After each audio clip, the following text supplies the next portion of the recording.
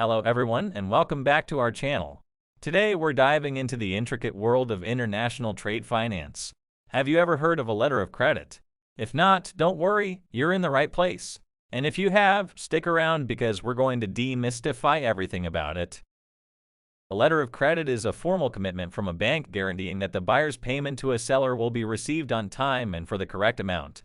If the buyer is unable to make payment on that purchase, the bank will be required to cover the full or remaining amount of the purchase. Due to the nature of international dealings, including factors such as distance, differing laws in each country, and difficulty in knowing each party personally, the use of letters of credit has become a very important aspect of international trade. Here's how it works. Buyers of major purchases may need a letter of credit to assure the seller that the payment will be made. A bank issues a letter of credit to guarantee the payment to the seller, essentially taking responsibility that the seller will be paid should the buyer default on payment. A buyer must prove to the bank that they have enough assets or a sufficient line of credit to pay before the bank will guarantee the payment to the seller. It is important to note that banks typically require a pledge of securities or cash as collateral for issuing a letter of credit. Because a letter of credit is typically a negotiable instrument, the issuing bank pays the beneficiary or any bank nominated by the beneficiary. If a letter of credit is transferable, the beneficiary may assign another entity, such as corporate parent or third party, the right to draw. Let's look at how much it costs. Banks will usually charge a fee for a letter of credit, which can be a percentage of the total credit that they are paying back. The cost of a letter of credit will vary by bank and the size of the letter of credit. For example, the bank may charge 0.75% of the amount that it's guaranteeing.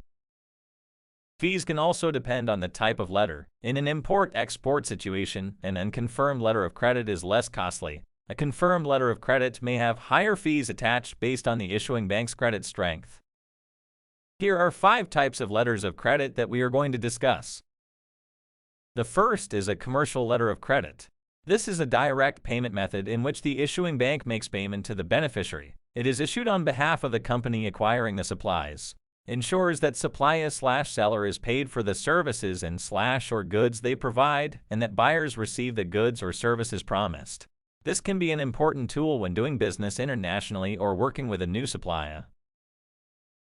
Commercial letters of credit are considered to be a very secure form of payment and are able to power many international trade transactions.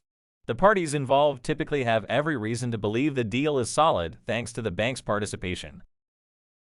Next, we have a standby letter of credit. This guarantees a bank's commitment of payment to a seller in the event that the buyer or the bank's client defaults on the agreement. A standby letter of credit helps facilitate international trade between companies that don't know each other and have different laws and regulations. Although the buyer is certain to receive the goods and the seller is certain to receive payment, a standby letter of credit doesn't guarantee the buyer will be happy with the goods. The standby letter of credit is most often sought by a business to help it obtain a contract. The contract is a standby agreement because the bank will have to pay only in a worst-case scenario. Although it guarantees payment to a seller, the agreement must be followed exactly. For example, a delay in shipping or misspelling a company's name can lead to the bank refusing to make the payment. Next, we have a revolving letter of credit. It is a type of letter of credit that provides the beneficiary with the ability to make multiple withdrawals over a specific period or up to a certain limit. In a revolving letter of credit, once the beneficiary has been paid for a shipment, the credit amount is restored, allowing the beneficiary to make use of the credit again for subsequent shipments without the need for the buyer to establish a new letter of credit for each transaction. This feature is especially useful for businesses engaged in frequent and repetitive trade transactions, as it streamlines the payment process and reduces administrative burdens. Revolving letters of credit can be either evergreen, meaning they automatically renew until a specified termination date, or they may have a set number of renewals or a specific expiration date. This flexibility in usage makes revolving letters of credit a popular choice for businesses engaged in ongoing trade relationships. Next, we have a traveler's letter of credit. For those going abroad, this letter will guarantee that issuing banks will honor drafts made at certain foreign banks. It is addressed to a correspondent bank from which one can draw credit by identifying oneself as the person in whose favor the credit is drawn. For example, if John is traveling to Japan and needs to access funds in the local currency, he can obtain a traveler's letter of credit from his bank. He can then go to a local bank in Japan, identify himself as the person in whose favor the credit is drawn, and sign a check on the issuing bank. The local bank will then forward the check to John's bank for payment. Lastly, we have a confirmed letter of credit. A confirmed letter of credit involves a bank other than the issuing bank guaranteeing the letter of credit. The second bank is the confirming bank, typically the seller's bank.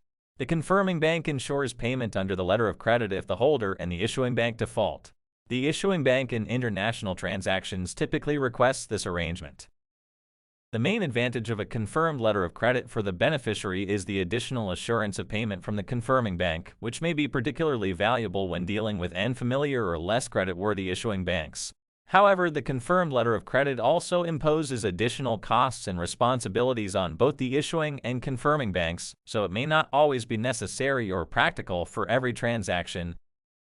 Here are the required documents for a letter of credit. A commercial invoice, which is essentially a proof of value, a bill of lading or proof of shipment, a packing list, which is the proof of packing, a certificate of origin, an inspection certificate, which is the proof of quality, an insurance certificate, an airway bill, and a draft or bill of exchange. How to apply for a letter of credit. Letters of credit are best prepared by trained professionals, as mistakes in the detailed documents required can lead to payment delays and fees. Due to industry variations in types of letters of credit, each may be approached differently. Here's an import-export example. The importer's bank credit must satisfy the exporter and their bank. The exporter and importer complete the sales agreement. Using the sales agreement's terms and conditions, the importer's bank drafts the letter of credit. This letter is sent to the exporter's bank. The exporter's bank reviews the letter of credit and sends it to the exporter after approval. The exporter ships the goods as the letter of credit describes. Any required documentation is submitted to the exporter's bank. The exporter's bank reviews documentation to ensure letter of credit terms and conditions were met. If approved, the exporter's bank submits documents to the importer's bank. The importer's bank sends payment to the exporter's bank. The importer can now claim the goods sent. Here are some important things to note. After sending a letter of credit, the bank will charge a fee, typically a percentage of the letter of credit, in addition to requiring collateral from the buyer. A letter of credit is like an escrow account in that payment to the beneficiary only happens when the other party performs a specific act or meets other performance criteria spelled out in the letter of credit agreement. Thank you so much for joining on this journey today. If you enjoyed this video, don't forget to hit that like button and subscribe to the channel for more content like this. Also, remember to turn on notifications so you never miss an upload. If you have any questions or inquiries, feel free to contact us through the details provided. Until next time, stay curious, stay inspired, and keep exploring. We'll see you in the next video.